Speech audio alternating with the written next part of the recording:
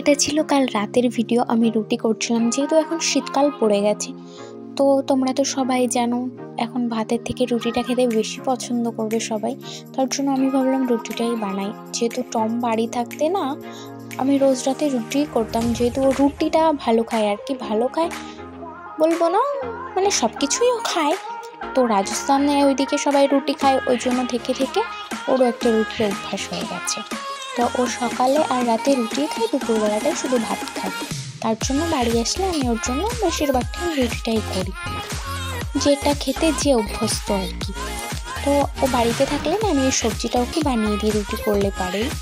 এই হচ্ছে গিয়ে যখন আমার কাছে কুমড়ো বা আলু দুটোই থাকে তখন আমি কুমড়ো দিয়ে আলু দিয়েই সবজিটা করি।